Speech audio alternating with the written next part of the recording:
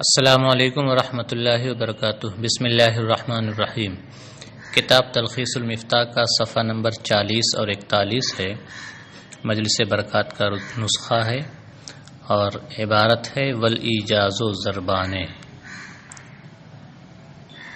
صاحب کتاب ایجاز کی تعریف بیان کر چکے ہیں۔ اب یہاں سے ایجاز کی دو قسمیں بیان کر رہے ہیں۔ ایک ہے ایجاز قصر اور دوسری قسم ہے ایجاز حذف۔ ایجاز قصر یہ ہے کہ کلام میں کوئی لفظ محذوف نہ ہو بلکہ کلام کے الفاظ اپنے اندر کثیر معانی سموئے ہوئے ہوں، تو ایسے ایجاز کو ایجاز قصر کہتے ہیں۔ کہ یہاں ایجاز تو ہے، اختصار تو ہے کہ معانی کثیرہ کی تعبیر متکلم نے کم الفاظ میں کر دی ہے، لیکن چونکہ کوئی لفظ محذوف نہیں ہے اس لیے یہ ایجاز حذف نہیں بلکہ ایجاز قصر ہے۔ تو کلام اگر کلام کے الفاظ قلیل ہوں اور ان الفاظ قلیلہ کے معانی کثیر ہوں تو یہ ایجاز قصر ہے۔ ایجاز قصر کی مثال جیسے اللہ تعالیٰ کا ارشاد وَلَكُمْ فِي الْقِصَاصِ حَیَاتٌ، اور تمہارے لیے قصاص میں زندگی ہے۔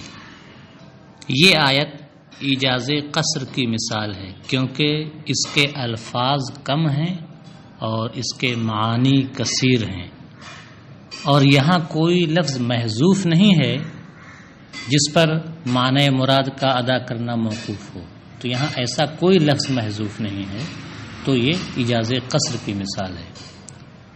اس کی توضیح یہ ہے کہ جب ہر شخص یہ جان لے گا کہ اگر میں کسی کو قتل کروں گا تو اس کے عوض مجھے قتل کر دیا جائے گا، تو پھر وہ کبھی کسی دوسرے کو قتل کرنے کی جرأت نہ کر سکے گا۔ تو اس طرح قصاص سے ہزاروں انسانوں کا باہمی قتل و قتال رک جائے گا، اور قتل کا انقطاع، قتل کا رک جانا، قتل کا بند ہو جانا، یہی تو حیات ہے۔ تو انہی معانی کو تھوڑے سے لفظوں میں قرآن کریم میں بیان کر دیا گیا اور کہا گیا وَلَكُمْ فِي الْقِصَاصِ حَیَاتٌ، اور تمہارے لیے قصاص میں زندگی ہے۔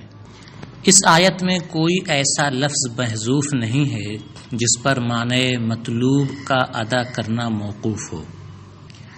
یہاں یہ کہا جا سکتا ہے کہ آپ نے یہ کیسے کہہ دیا کہ یہاں کوئی محذوف نہیں ہے۔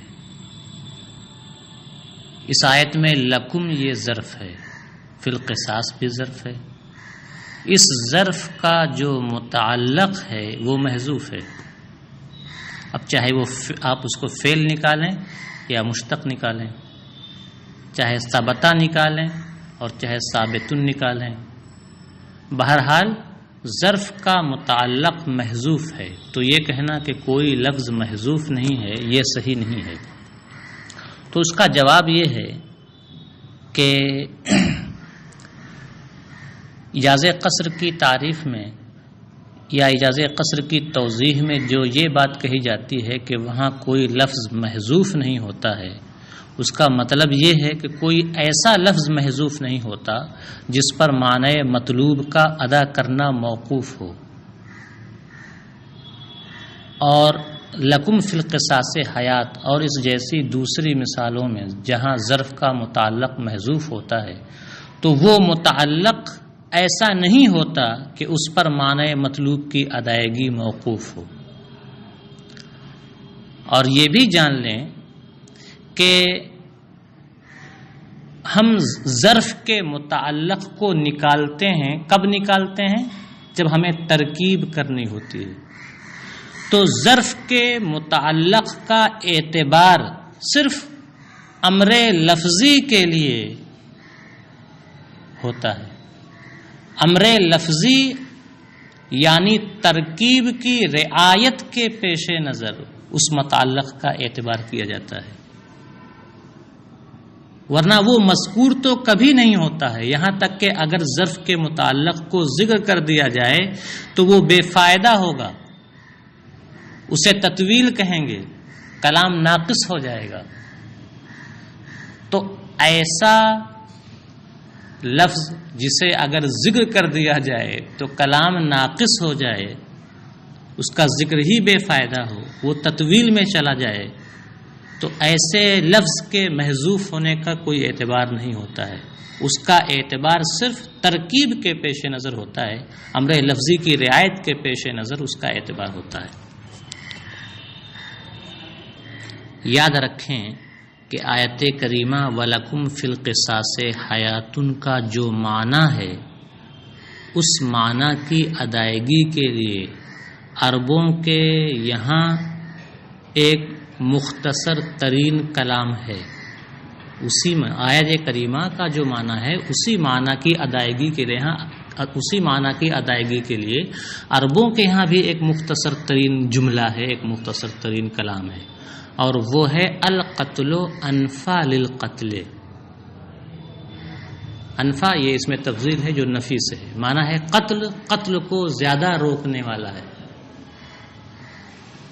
تو لکم فی القصاص حیاتن کا جو معنی ہے اس معنی کی ادائیگی کے لیے عربوں کا یہ مختصر ترین جملہ بھی ہے القتل انفا للقتل.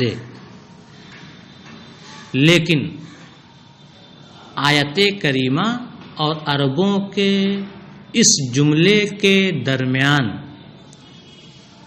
مرتبہ ایجاز کے لحاظ سے زمین و آسمان کا فرق ہے،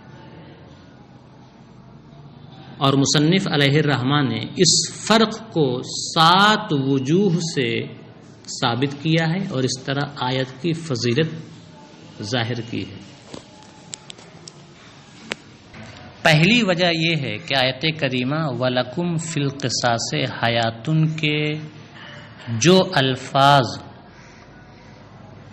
عربوں کے اس مقولے القتل انفا للقتل کے بالمقابل ہیں، ان الفاظ کے حروف کی تعداد اس مقولے کے حروف کی تعداد سے کم ہے.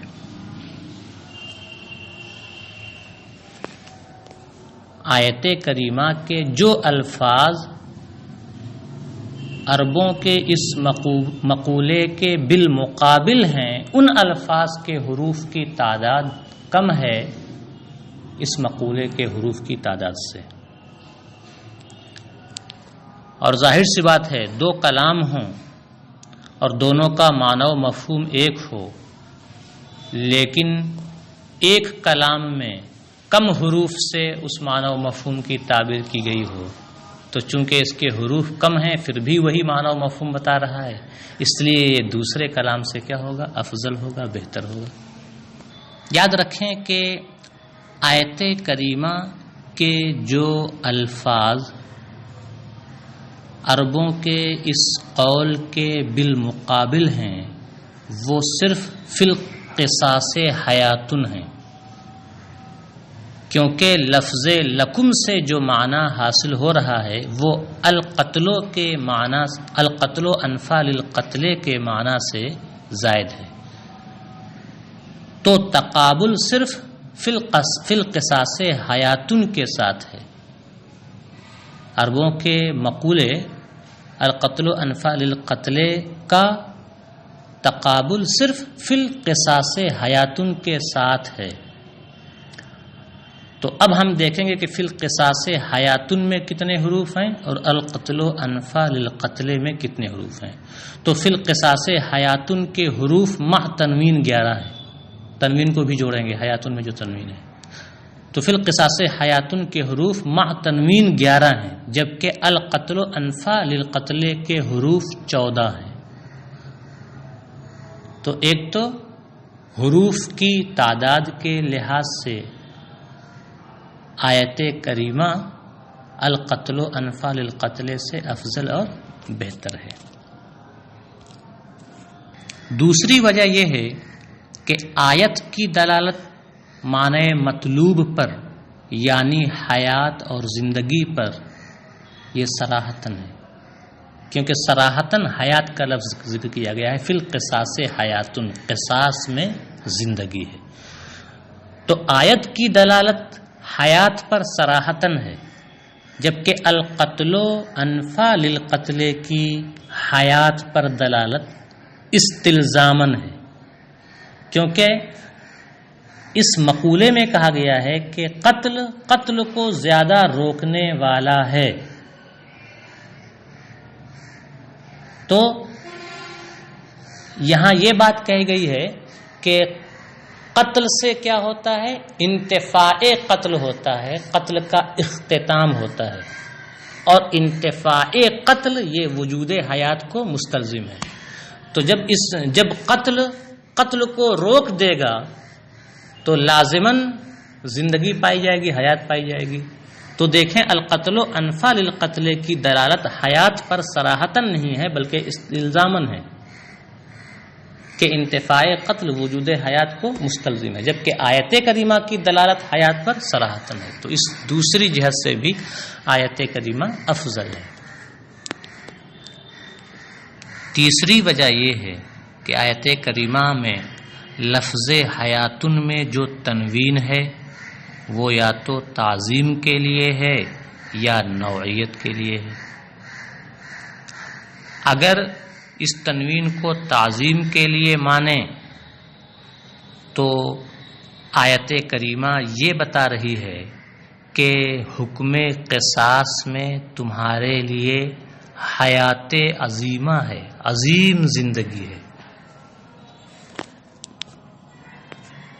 اور وہ حیات عظیمہ، وہ عظیم زندگی یہ ہے کہ اہل عرب قتل کے سلسلے میں قاتل ہی پر بس نہیں کرتے تھے بلکہ اس کے اور بہت سے متعلقین کو، رشتہ داروں کو قتل کر دیا کرتے تھے، تو گویا قتل واحد کئی موتوں کا باعث ہوتا تھا، اور قصاص کے ذریعہ یہ سارے قتل رک گئے، تو قصاص کے ذریعہ ہم ان تمام قتلوں سے بچ جائیں گے، تو بلا شبہ قصاص حیات عظیمہ کا باعث ہے۔ اور اگر لفظ حیاتن میں جو تنوین ہے اسے نوعیت کے لیے مانیں تو پھر آیت کریمہ یہ بتا رہی ہے کہ قصاص میں تمہارے لیے ایک خاص نوع کی حیات ہے، ایک خاص قسم کی حیات ہے، کیونکہ جب قاتل قتل کے ارادے سے رک جائے گا تو قاتل بھی بچ جائے گا اور مقتول بھی بچ جائے گا۔ مقتول تو بچے گا ہی، وہ قاتل جسے قتل کرنے والا تھا وہ تو بچے گا ہی، یہ قاتل بھی بچ جائے گا کہ کیونکہ قتل نہیں کیا اس لیے اب قصاص میں اسے قتل نہیں کیا جائے گا۔ تو اگر تنوین کو نوعیت کے لیے مانے تو ایک خاص قسم کی حیات مراد ہوگی، اور وہ یہ ہے کہ جب قاتل قتل کے ارادے سے رک جائے گا تو قاتل و مقتول دونوں قتل سے بچ جائیں گے، جبکہ عربوں کے مقولے میں اس طرح کی کوئی بھی دلالت نہیں ہے، تو آیت کریمہ مقولے سے افضل ہوئی۔ چوتھی وجہ یہ ہے کہ آیت کریمہ میں جامعیت ہے، عموم ہے، اضطراد ہے، کیونکہ آیت کریمہ میں لفظ قصاص کا ذکر کیا گیا ہے، تو کیونکہ آیت کریمہ میں لفظ قصاص کا ذکر کیا گیا ہے، اور قصاص علی الاطلاق مفید حیات ہے، کوئی بھی ایسی صورت نہیں ہے جس میں قصاص باعث حیات نہ ہو، برخلاف عربوں کے اس مقولے کے، کیونکہ اس میں قصاص کا لفظ نہیں، اس میں یہ نہیں کہا گیا القصاص انفع للقتل، اس میں کہا گیا ہے القتل انفع للقتل، تو اس عربوں کے مقولے میں قصاص کی جگہ لفظ قتل کا ذکر کیا گیا ہے، اور قتل یہ علی الاطلاق مفید حیات نہیں ہے، کیونکہ قتل تو مفید حیات اسی صورت میں ہے جب وہ قتل بطریقے قصاص ہو، اور اگر قتل بطریقے ظلم ہو تو پھر یہ مفید حیات نہیں ہوگا، باعث حیات نہیں ہوگا، یہ تو باعث قتل ہوگا، داعی قتل ہوگا۔ تو دیکھیں، چونکہ آیت کریمہ میں لفظ قصاص کا ذکر کیا گیا ہے، اس لیے قصاص علی الاطلاق مفید حیات ہے، اس میں کوئی ایسی صورت نہیں ہے جس میں قصاص باعث حیات نہ ہو، جبکہ عربوں کے اس مقولے میں قتل کا لفظ رکھا گیا ہے، اور قتل علی الاطلاق مفید حیات نہیں ہے، بلکہ اسی صورت میں مفید حیات ہے جبکہ وہ بطریق قصاص ہو۔ اگر بطریق ظلم ہو تو پھر وہ مفید حیات نہیں ہوگا بلکہ داعی قتل ہوگا، باعث قتل ہوگا۔ تو اس لحاظ سے آیت کریمہ میں جامعیت ہے، عموم ہے، اضطراد ہے، لہذا اس جہت سے بھی آیت کریمہ افضل ہوئی۔ پانچویں وجہ یہ ہے کہ آیت کریمہ میں تکرار نہیں ہے، کہ کوئی لفظ مکرر نہیں ہے، برخلاف عربوں کے اس مقولے کے کہ اس میں لفظ قتل مکرر ہے۔ اور تکرار اگرچہ ہمیشہ فصاحت میں مخل نہیں ہوتا، بلکہ بعض اوقات تکرار مستحسن ہوتا ہے، پھر بھی جو کلام تکرار پر مشتمل ہو وہ اس کلام کے برابر نہیں ہو سکتا ہے جو تکرار سے خالی ہو، کہ تکرار سے جو کلام خالی ہو وہ بہرحال اس کلام سے بہتر ہوگا جو تکرار پر مشتمل ہو۔ تو اس جہت سے بھی آیت کریمہ افضل ہوئی۔ چھٹی وجہ یہ ہے کہ آیت کریمہ تقدیر محذوف سے مستغنی ہے، مطلب یہ کہ آیت کریمہ میں کوئی بھی ایسا لفظ محذوف نہیں ہے جس پر معنی مطلوب کی ادائیگی موقوف ہو، جبکہ عربوں کا مقولہ القتل انفع للقتل یہ تقدیر محذوف سے مستغنی نہیں ہے، کیونکہ اس میں ایسے الفاظ محذوف ہیں جن پر معنی مراد کی ادائیگی محذوف ہے۔ اور اس مقولے میں، عربوں کے اس مقولے میں کئی الفاظ محذوف ہیں۔ اول تو یہ کہ اس میں انفع اس میں تفضیل ہے، اور اس کے بعد اس کا صلہ جو من ہے وہ اپنی مجرور کے ساتھ محذوف ہے، کیونکہ اصل عبارت ہے القتل انفع للقتل من ترکہ، اے من ترک القتل، قتل کر دینا قتل کو زیادہ روکنے والا ہے، قتل کو زیادہ روکنے والا ہے قتل کرنا ترک قتل سے۔ تو اصل عبارت ہے القتل انفع من ترکہ للقتل، یہ اصل عبارت ہوئی کہ قتل کو زیادہ روکنے والا ہے ترک قتل سے۔ تو من اپنے مجرور کے ساتھ محذوف ہے، اور القتل انفع للقتل میں جو پہلا لفظ قتل ہے یہ قتل اول، اس کے بعد بھی ایک لفظ محذوف ہے اور وہ ہے قصاصاً، اور قتل ثانی جو کلام میں ہے للقتل اس کے بعد بھی ایک لفظ محذوف ہے اور وہ ہے ظلمن۔ تو مکمل عبارت یوں ہوگی القتل قصاصاً انفع للقتل ظلمن من ترکہ، قصاص مطلب ہوگا کہ قصاصاً قتل کرنا ظلمن قتل کو زیادہ روکنے والا ہے ترک قتل سے۔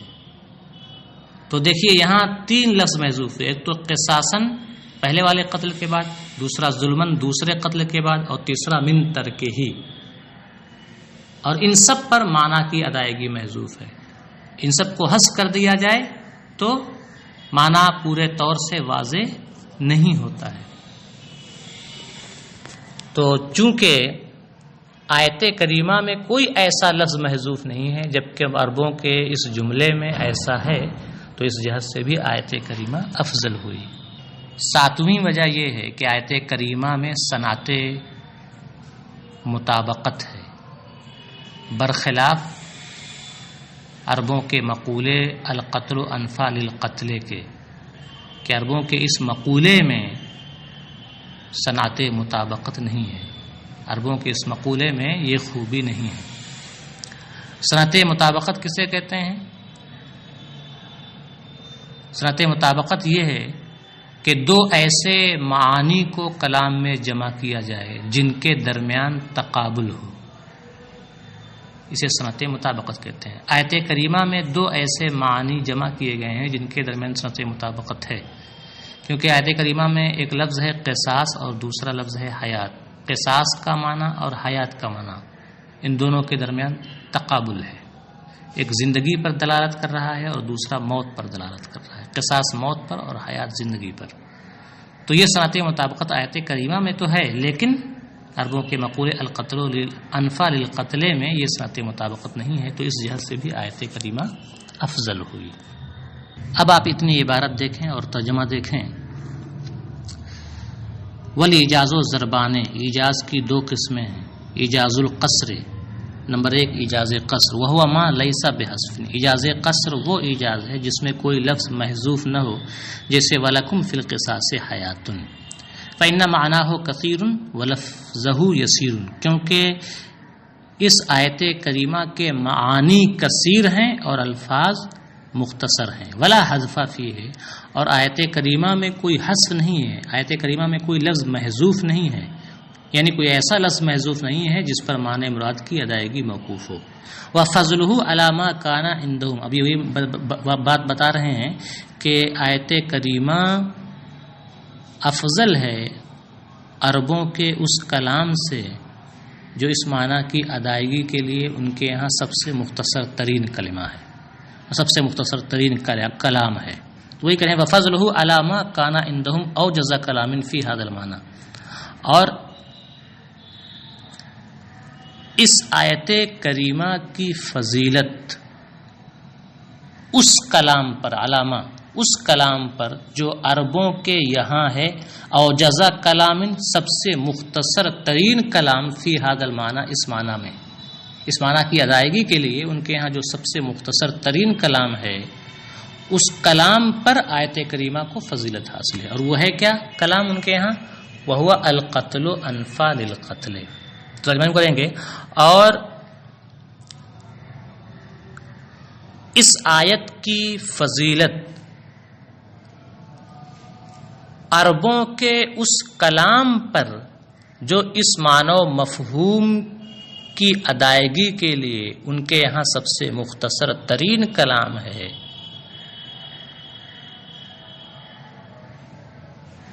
اس آیت کو اس کلام پر فضیلت حاصل ہے، اور وہ کلام ہے کہ وہو القتل انفع للقتل، اور وہ کلام یہ ہے القتل انفع للقتل، قتل کو زیادہ روکنے والا ہے، مطلب ہے قصاصاً قتل کرنا، ظلماً قتل کو زیادہ روکنے والا ہے ترک قتل سے۔ اور آیت کریمہ کو فضیلت حاصل ہے اس مقولے پر بے وجوہ، 7 وجوہ سے۔ اب وہ وجوہ بیان کر رہے ہیں۔ پہلا ہے نمبر 1 بقلت حروف ما یناظرہ منہ، یناظر بمعنی یقابل، ما اس میں موصول ہے، اور یناظرہ میں جو ہو ضمیر ہے اس کا مرجع وہی ما اس میں موصول ہے، اور منہ میں ہو ضمیر کا مرجع ہے آیت،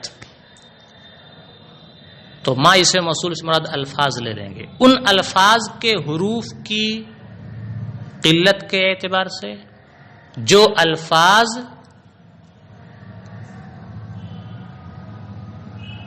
مقابل ہیں اس مقولے کے، تو نہیں تھوڑا سا گڑبڑ ہو گیا، ما یناظرہ میں، یناظروں میں جو ہوا ضمیر پوشیدہ ہے وہ فاعل ہے، اس کا مرجع ما اس میں موصول ہے، اور یناظرہ میں جو ہو ضمیر منصوب ہے اس کا مرجع ہے عربوں کا یہ مقولہ القتل انفع للقتل، اور منہ میں ہو ضمیر کا مرجع ہے آیت کریمہ۔ تو ترجمہ ہوگا ان الفاظ کے حروف کی قلت کے اعتبار سے جو الفاظ اس مقولے کے بالمقابل ہیں، جو الفاظ القتل انفع للقتل کے بالمقابل ہیں، منہ اے من الآیت، آیت کریمہ کے جو الفاظ، تو اب ترجمہ ہوگا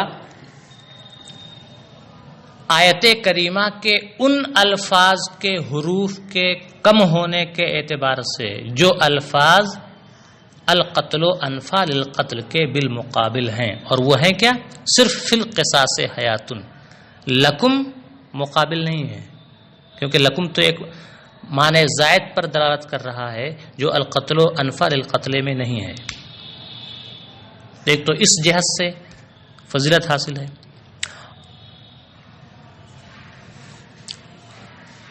تو ترجمہ یہ ہوگا وَفَضْلُهُ عَلَى مَا كَانَ عِندَهُمْ أَوْجَزَ كَلَامٍ فِي هَذَا الْمَعْنَى وَهُوَ الْقَتْلُ أَنْفَعُ لِلْقَتْلِ بِقِلَّةِ حُرُوفِ مَا يُنَازِرُهُ مِنْهُ. اور اس آیت کو فضیلت حاصل ہے عربوں کے اس کلام پر جو ان کے ہاں اس معنی و مفہوم کی ادائیگی کے لیے مختصر ترین کلام ہے، بے وجوہ، چند وجوہ سے، اور وہ وجوہ یہ ہیں بقلت حروف ما یناظرہ منہ. نمبر 1، آیت کریمہ کے ان الفاظ کے حروف کی قلت کے اعتبار سے جو الفاظ عربوں کے اس کلام کے بالمقابل ہیں، اور وہ ہے فی القصاص حیات. فی القصاص حیات میں 11 حروف ہیں، جبکہ القتل و انفع للقتل میں 14 حروف ہیں. اب دوسری وجہ والنص علی المطلوب، اور معنی مطلوب پر صراحت کی جہت سے کہ آیت کریمہ معنی مطلوب یعنی حیات پر صراحتاً دلالت کرتی ہے، جبکہ یہ مقولہ صراحتاً نہیں بلکہ استلزاماً دلالت کرتا ہے. وما یفیدہ، یہ نمبر 3 ہے، وما یفیدہ تنکیر حیات من التعظیم، اور اس معنی تعظیم کی جہت سے جس کا افادہ کر رہی ہے حیات کی تنکیر. لفظ حیات کی تنکیر، لفظ حیات میں جو تنوین ہے وہ تنوین یا تو تعظیم کے لیے ہے یا نوعیت کے لیے. اگر تعظیم کے لیے ہے تو لفظ حیات کے نکرہ ہونے کی وجہ سے یہ تعظیم مستفاد ہو رہی ہے، تو ترجمہ کر دیں گے اور اس معنی تعظیم کی جہت سے جس کا افادہ کر رہی ہے لفظ حیات کی تنکیر، کہ اس کی تنکیر سے تعظیم کے معنی کا افادہ ہوتا ہے. کیوں؟ اس لیے کہ اس صورت میں معنی ہو جائے گا کہ قصاص میں حیات عظیمہ ہے. اب حیات عظیمہ کیسے ہے کہ عرب کیا ہے، ایک آدمی کے بدلے کئی لوگوں کو قتل کر دیتے تھے، اور اب چونکہ قصاص کے ڈر سے قتل نہیں کریں گے تو کئی لوگوں کی جانیں بچ جا رہی ہیں. تو حیات کثیرہ یہاں ہے، حیات عظیمہ ہے. لمنعہ اما کانوا علیہ من قتل جماعت بواحد، کیونکہ آیت کریمہ لوگوں کو ان کے اس رویے سے روک رہی ہے جس پر وہ قائم تھے اب تک، یعنی ایک کے بدلے ایک جماعت کو قتل کر دینا. اب النوعیت الحاصلۃ للمقتول والقاتل بالارتداع، ارتداع کا معنی ہوتا ہے رک جانا. یا آیت کریمہ عربوں کے اس کلام سے افضل ہے اس نوعیت کی جہت سے جو مقتول اور قاتل کو حاصل ہو رہی ہے قاتل کے قتل سے باز آ جانے کے سبب. یعنی مطلب یہ ہے کہ یہاں تنوین کو نوعیت کے لیے مانیں تو مانا ہوگا تمہارے لیے زندگی میں ایک خاص نوع کی، ایک خاص قسم کی زندگی ہے، اور وہ زندگی خاص قسم کی کیا ہے کہ ایسی زندگی حاصل ہو رہی ہے جو قاتل کو بھی حاصل ہو رہی ہے اور مقتول کو بھی حاصل ہو رہی ہے قاتل کے قتل سے رک جانے کے سبب. کہ قاتل مقتول کو نہیں قتل کر رہا تو مقتول کی زندگی بچ گئی، اور اگر قاتل مقتول کو قتل کر دیتا تو قصاص میں اسے قتل کیا جاتا تو اب اس کی بھی زندگی بچ جا رہی ہے. وَاتِّرَادِهِ، اور آیت کریمہ کے مترد، عام اور جامع ہونے کی جہت سے بھی آیت کریمہ کو فضیلت حاصل ہے. کیونکہ قصاص میں کوئی ایسی صورت نہیں ہے جس میں زندگی نہ ہو، جبکہ قتل میں ایک صورت ایسی ہے جس میں زندگی نہیں ہے بلکہ موت ہے، اور وہ یہ کہ ظلماً قتل کیا جائے. وَخُلُوِّهِ عَنِ التَّكْرَارِ، اور آیت کریمہ کے تکرار سے خالی ہونے کی جہت سے بھی آیت کریمہ کو افضلیت حاصل ہے. کیونکہ اس میں کوئی لفظ مقرر نہیں ہے اور اس مقولے میں لفظ مقرر ہے اور وہ ہے القتل کا لفظ. واستغنائه عن تقدیر محذوف، اور آیت کریمہ کے کسی لفظ محذوف کو مقدر ماننے سے، مستغنی ہونے کی وجہ سے، کیونکہ آیت کریمہ میں کوئی ایسا لفظ مقدر نہیں ہے جس پر معنی مراد کی ادائیگی محذوف ہو، برخلاف اس مقولے کے کہ یہاں کئی ایسے الفاظ محذوف ہیں. والمطابقت، اور آیت کریمہ کے صنعت مطابقت پر مشتمل ہونے کی جہت سے بھی آیت کریمہ کو افضلیت حاصل ہے کہ آیت کریمہ صنعت مطابقت پر مشتمل ہے اور یہ مقولہ عربوں کا صنعت مطابقت پر مشتمل نہیں ہے. یہ ایجاز قصر کی وضاحت ہوئی. اب صاحب کتاب ایجاز حذف کو بیان کر رہے ہیں. ایجاز حذف میں بتا چکا ہوں کہ اگر کوئی لفظ محذوف ہو جائے جس پر معنی مراد کی ادائیگی موقوف ہو تو یہ کیا ہے؟ ایجاز حذف ہے. تو اب کلام میں جو لفظ محذوف ہے اس کی جہت سے مصنف تین قسمیں کر رہے ہیں، کیونکہ وہ جو محذوف ہے کلام سے وہ یا تو جملے کا جز ہوگا یا جملہ ہوگا یا جملے سے زائد ہوگا. تین ہی صورتیں ہو سکتی ہیں. کلام سے جو محذوف ہے وہ یا تو جملے کا ایک جز ہوگا یا جملہ ہوگا یا جملے سے زائد ہوگا. اگر وہ جملے کا جز ہے تو وہ یا تو مضاف ہوگا یا موصوف ہوگا یا پھر صفت ہوگی یا وہ محذوف شرط ہوگا یا جواب شرط یعنی جزا ہوگا. تو شرط اور جواب شرط کو صاحب کتاب نے جزو جملہ میں شمار کیا ہے، جملہ میں شمار نہیں کیا ہے، کیونکہ کیونکہ شرط اور جواب شرط یعنی جزا یہ اگرچہ جملہ ہوتے ہیں لیکن کلام میں کسی جملے کا ایک حصہ بھی ہوتے ہیں. تو چونکہ یہ ایک کلام کا جز ہوتے ہیں، حصہ ہوتے ہیں، اس لیے انہیں مصنف نے جزو جملہ میں شمار کیا ہے.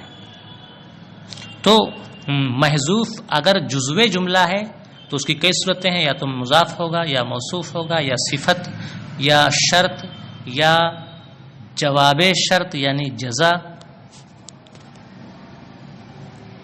یا ان کے علاوہ کچھ اور ہوگا، مثلا مسند ہو، مسند الیہ ہو، مفعول بہ ہو، مفعول فی وغیرہ کچھ ہو.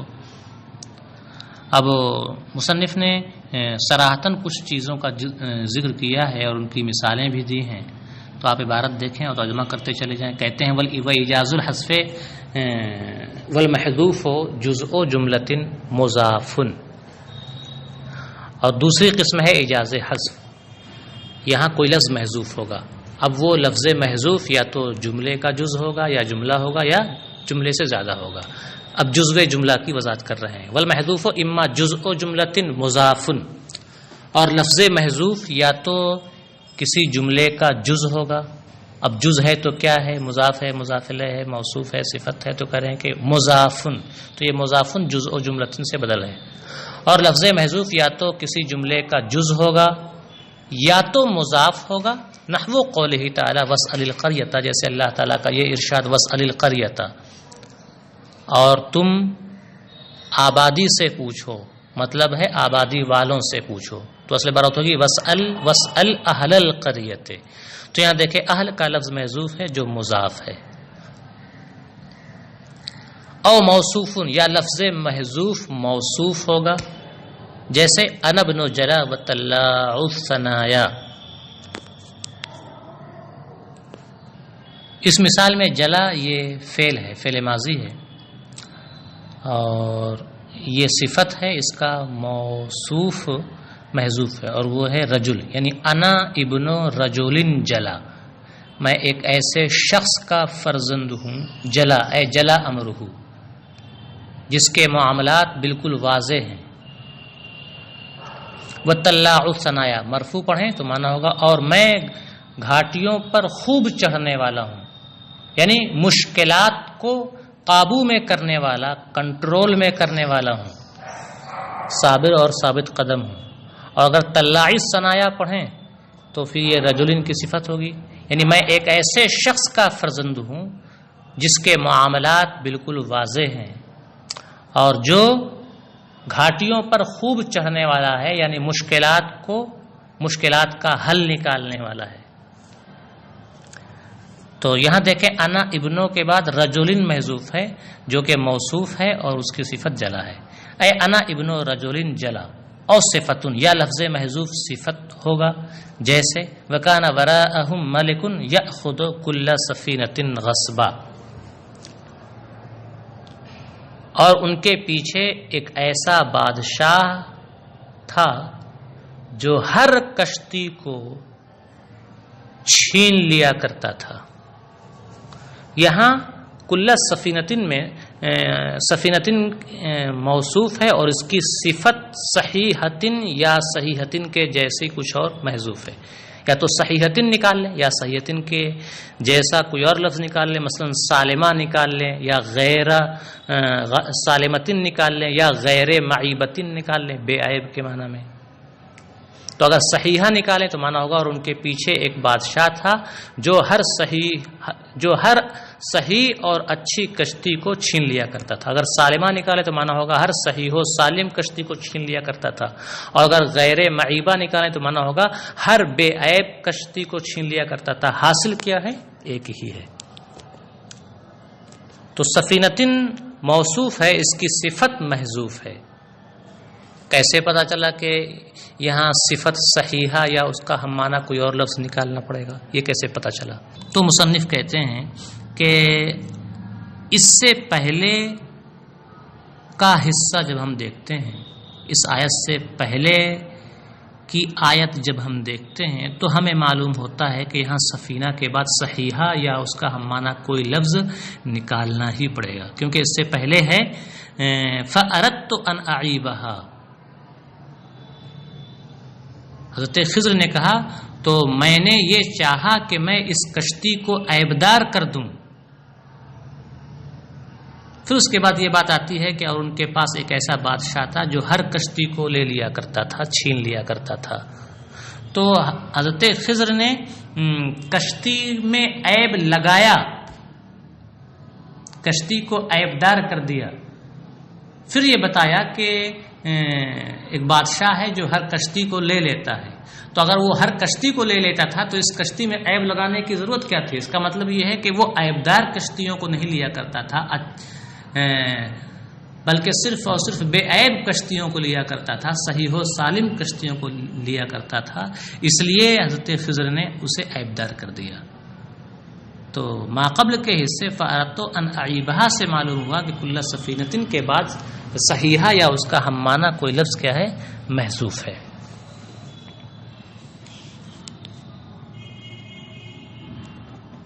یا وہ لفظ محذوف شرط ہوگا، جیسے انشاء کی بحث میں آخری حصے میں اس کی مثال گزر چکی ہے، اور وہ یہ آیت کریمہ ہے ام اتخذوا من دونہ اولیاء فاللہ هو الولی. شرط کے حذف کی مثالیں تو انشاء کی بحث میں کئی ساری دی گئی ہیں، ان میں سے ایک یہ آیت کریمہ ہے. تو ہم اسی آیت کریمہ کی وضاحت کر دیتے ہیں.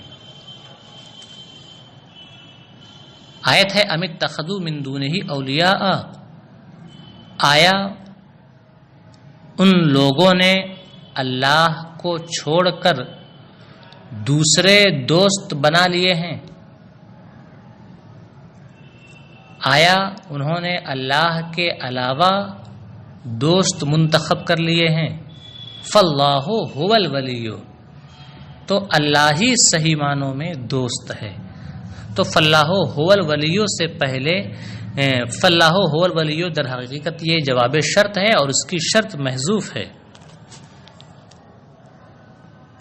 اور وہ شرط ہے ان ارادو اولیاء بحق فاللہ هو الولی. تو کل عبارت یوں ہوگی ام اتخذوا من دونہ اولیاء. آیا ان لوگوں نے اللہ کے علاوہ دوست بنا لیے ہیں، دوست منتخب کر لیے ہیں. پھر ہے ان ارادو اولیاء بحق فاللہ هو الولی، اگر وہ واقعی دوست بنانا چاہتے ہیں، دوست منتخب کرنا چاہتے ہیں، فاللہ هو الولی، تو دوست تو صحیح معنوں میں اللہ ہے۔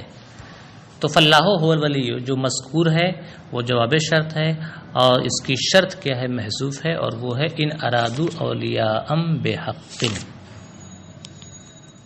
یا وہ لفظ محذوف جواب شرط ہوگا۔ اب جو جواب شرط محذوف ہے اس کی دو صورتیں ہیں، یا تو جواب شرط محذوف ہوگا محض اختصار کے پیش نظر، یا پھر جواب شرط کو اس بنیاد پر حذف کر دیا گیا ہے کہ وہ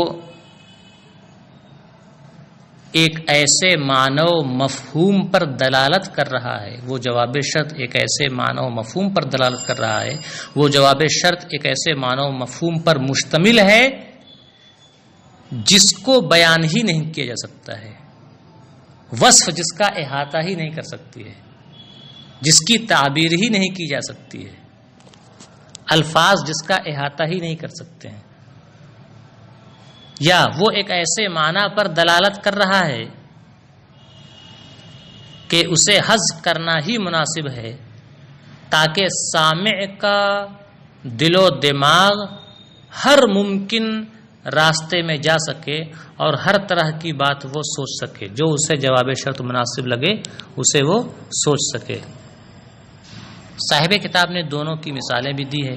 جہاں جواب شرط محض اختصار کے پیش نظر محذوف ہو، اس کی مثال یہ ہے، قرآن کریم میں ہے وَإِذَا قِيلَ لَهُمُ اتَّقُوا مَا بَيْنَ أَيْدِيكُمْ وَمَا خَلْفَكُمْ لَعَلَّكُمْ تُرْحَمُونَ اے اعرضوا آیت ہے، اور جب ان سے کہا جائے کہ اس آگ سے ڈرو جو آگ تمہارے سامنے ہے اور تمہارے پیچھے ہے تاکہ تم پر رحم کیا جائے۔ تو اس آیت کریمہ میں وَإِذَا قِيلَ لَهُمْ یہ کیا ہے؟ شرط ہے، جب ان سے ایسا کہا جائے، اور اس کی جزا کیا ہے؟ جواب شرط کیا ہے؟ وہ محذوف ہے، اور وہ ہے اعرضوا، یعنی وَإِذَا قِيلَ لَهُمْ اتَّقُوا اعرضوا، جب ان سے یہ کہا جائے کہ جہنم کی آگ سے ڈرو، اعرضوا تو وہ منہ پھیر لیتے ہیں، اعراض کرتے ہیں، تو جواب شرط کیا ہے؟ محذوف ہے، اور یہ جواب شرط اختصار کے پیش نظر محذوف ہے۔ اب یہ کہ جواب شرط یہاں جواب شرط محذوف ہے اور وہ اعرضوا ہے، یہ کیسے پتہ چلا؟ تو مصنف کہتے ہیں کہ اس آیت کریمہ کے بعد جو حصہ ہے اس سے معلوم ہوتا ہے کہ یہاں جواب شرط محذوف ہے اور وہ اعرضوا ہے، کیونکہ اس آیت کریمہ کے بعد ہے وَمَا تَأْتِيهِم مِّنْ آیَةٍ مِّنْ آیَاتِ رَبِّهِمْ إِلَّا كَانُوا عَنْهَا مُعْرِضِينَ، اور اللہ اور ان کے رب کی نشانیوں میں سے کوئی نشانی نہیں آتی ہے مگر وہ اس سے منہ پھیر لیتے ہیں، اور ان کے پاس ان کے رب کی آیات میں سے کوئی آیت نہیں آتی ہے مگر وہ اس سے منہ پھیر لیتے ہیں۔ تو اس آیت کریمہ سے معلوم ہوا کہ جب بھی اللہ کی کوئی نشانی ان کے پاس آتی ہے، ان کے سامنے آتی ہے، اللہ کی کوئی آیت ان کے سامنے آتی ہے تو وہ اس سے منہ پھیر لیتے ہیں۔ تو یہاں بھی کیا ہے؟ اعرضوا نکلے گا، جو کہ جواب شرط ہے، محذوف ہے۔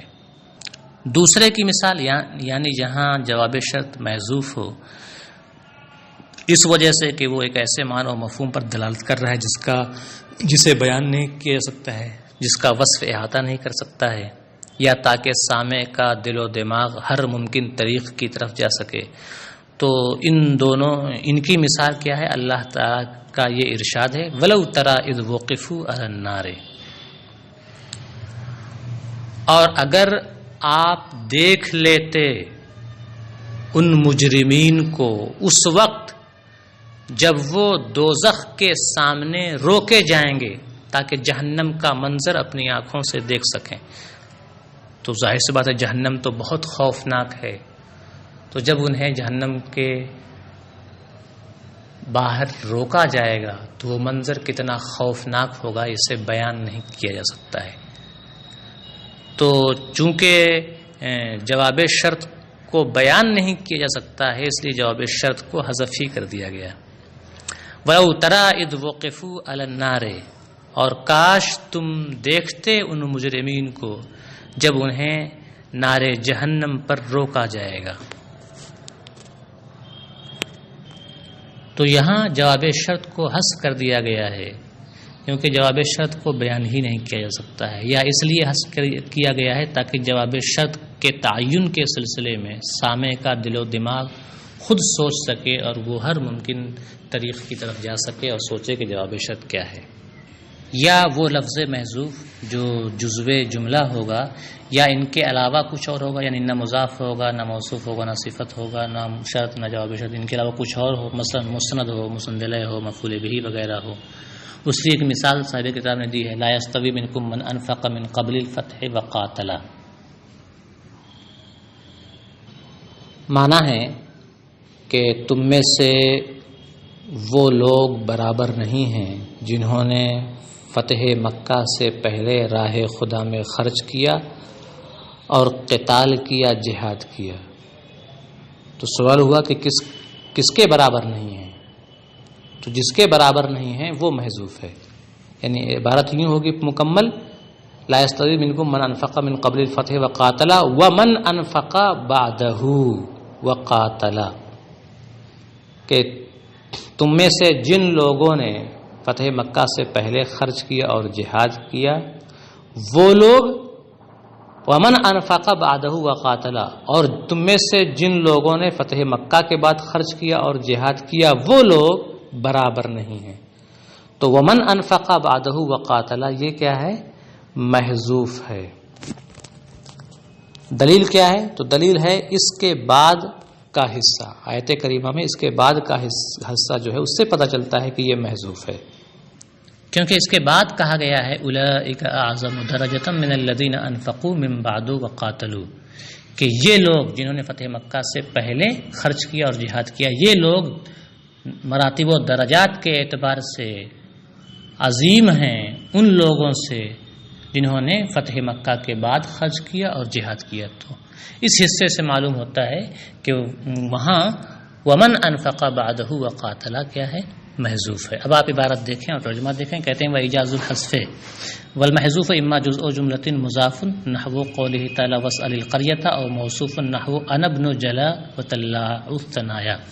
اجاز حذف اور محذوف یا تو جملے کا کوئی جز ہوگا یا تو پھر وہ یا تو مضاف ہوگا، جیسے اللہ تعالیٰ کا ارشاد وَاسْأَلِ الْقَرْيَةَ کہ اصل میں ہے وَاسْأَلْ أَهْلَ الْقَرْيَةِ، اور موصوف یا موصوف ہوگا جیسے أَنَا ابْنُ جَلَا اصل میں ہے أَنَا ابْنُ رَجُلٍ جَلَا، اور صفت یا صفت ہوگا جیسے وَكَانَ وَرَاءَهُم مَلِكٌ يَأْخُذُ كُلَّ سَفِينَةٍ یعنی كُلَّ سَفِينَةٍ صَحِيحَةٍ، اور نحوها یا صحیحہ کے جیسا کوئی اور لفظ نکال لیں، مثلا سالمہ غیر معیبہ۔ دلیل کیا ہے کہ صحیحہ یا اس کا ہم معنی کوئی لفظ محذوف ہے؟ بدلیل ما قبلہ، اس کے ما قبل والی آیت کی دلیل سے، اور شرط یا وہ لفظ محذوف شرط ہوگا کما مرہ جیسا کہ مثال گزر چکی، میں نے مثال آپ کے سامنے بیان کر دی ہے، اور جواب و شرط یا جواب شرط ہوگا اما لمجرد الاختصار، اب وہ یا تو محض اختصار کے پیش نظر محذوف ہوگا، جیسے وَإِذَا قِيلَ لَهُمْ اتَّقُوا مَا بَيْنَ أَيْدِيكُمْ وَمَا خَلْفَكُمْ لَعَلَّكُمْ تُرْحَمُونَ، تو یہاں اذا قیل لهم شرط ہے اور جواب شرط محذوف ہے، اور وہ ہے اعرضوا۔ کیسے پتہ چلا کہ اعرضوا جواب شرط محذوف ہے؟ بدلیل ما بعد، اس کے بعد آنے والے آیت کے حصے کی دلیل سے، اور للدلالۃ علی انہ شیء لا یحیط بہ الوصف، یا جواب شرط محذوف ہوگا اس وجہ سے کہ اس کی دلالت ایک ایسے معنی و مفہوم پر ہے جس کا وصف احاطہ نہیں کر سکتا ہے، یا اس لیے تاکہ سامع کا ذہن ہر ممکن طریق کی طرف جا سکے۔ مثالہما قولہ تعالی، ان دونوں کی مثال اللہ تعالیٰ کا یہ ارشاد ہے وَلَوْ تَرَىٰ إِذْ وُقِفُوا عَلَى النَّارِ، یہاں جواب شرط محذوف ہے، اور غیر ذالک یا لفظ محذوف ان مذکورہ چیزوں کے علاوہ کچھ اور ہوگا، مثلا مسند ہو، مسند الیہ ہو، مفعول ہو، نحو قولہ تعالی جیسے اللہ تعالیٰ کا یہ ارشاد لا یستوی منکم من انفق من قبل الفتح وقاتل، یہاں محذوف ہے ومن انفق بعدہ وقاتل، کیسے معلوم ہوا؟ بدلیل ما بعدہ، اس آیت کے بعد آنے والے حصے کی دلیل سے، اس سے پتہ چل رہا ہے کہ یہاں یہ محذوف ہے۔ آج کا سبق یہیں پر مکمل ہوتا ہے۔ السلام علیکم ورحمۃ اللہ وبرکاتہ۔